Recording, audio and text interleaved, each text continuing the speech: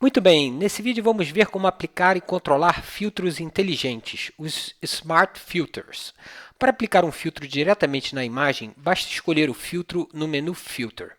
Quando o filtro aparece apenas com o nome, como por exemplo o filtro Average do grupo Blur, significa que o filtro não tem valores variáveis. Mas quando vemos reticências ao lado do nome, por exemplo o filtro Surface Blur, significa que vai abrir uma caixa de diálogo com opções e parâmetros que podem ser controlados. Eu vou escolher o filtro Surface Blur, abre a caixa de diálogo e uma caixa de diálogo típica tem uma janela de visualização e movendo o cursor para cima da imagem aparece esse quadrado e clicando uma vez na imagem trazemos aquela área da imagem para a janela de visualização.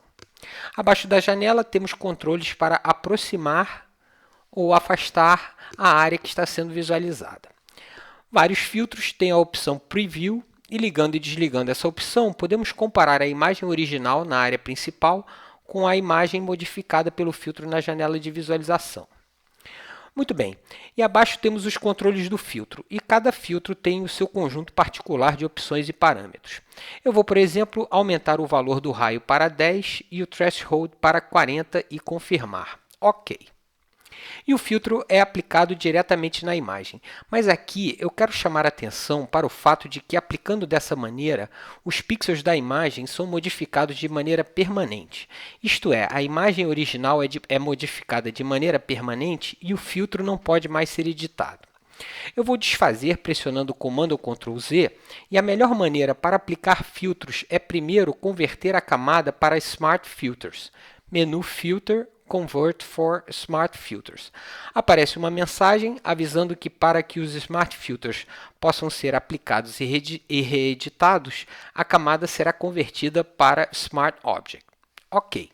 E de volta no painel Layers, vemos que a camada foi convertida para Smart Object. Muito bem, agora vamos aplicar novamente o filtro. Menu Filter, Blur, Surface Blur. E eu vou aceitar os mesmos valores que eu havia usado anteriormente. OK. E de volta no painel Layers, vemos que o filtro foi aplicado dentro do Smart Object, sendo o primeiro da lista Smart Filters. Se outros filtros forem aplicados, eles serão empilhados nessa lista. Vamos aplicar um segundo filtro. Por exemplo, menu Filter, Pixelate, Crystallize. Eu vou aceitar esse valor. OK. E de volta no painel Layers, vemos que o filtro é aplicado em cima do filtro anterior. E agora temos dois filtros na lista. E como eu falei, os Smart Filters são editáveis. Eu vou clicar duas vezes no nome do filtro Crystallize e abrir novamente a caixa de diálogo, onde podemos alterar os parâmetros do filtro. Por exemplo, mudar o tamanho das células. OK, e o filtro é aplicado com os novos valores. Muito bem, depois temos os botões de visualização. O botão de visualização ao lado do nome Smart Filter esconde ou revela todos os filtros da lista. Eu vou clicar uma vez para esconder todos os filtros e vemos a imagem original. Clicando novamente, vemos a imagem sendo modificada pelos filtros. E ao lado de cada filtro, temos os botões de visualização para esconder os filtros individualmente. Por exemplo, vamos esconder apenas o filtro Crystallize e assim vemos apenas o efeito do filtro Surface Blur. Eu vou ligar novamente a visualização do filtro Crystallize e vemos o efeito dos dois filtros. À direita do nome do filtro, temos esse ícone para acessar as opções de mistura do filtro.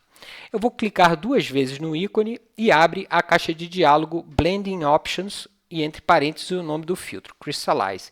Essas são as opções de mistura do filtro Crystallize. E aqui temos um menu com os modos de mistura disponíveis e abaixo o controle de opacidade.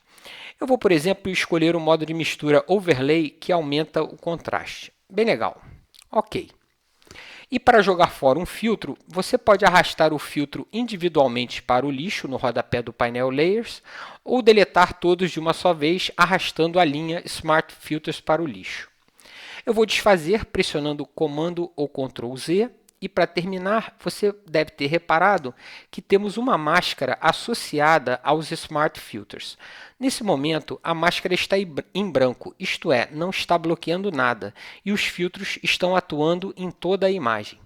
Mas já vamos ver em outros vídeos que essa máscara permite que os filtros sejam aplicados em áreas isoladas da imagem.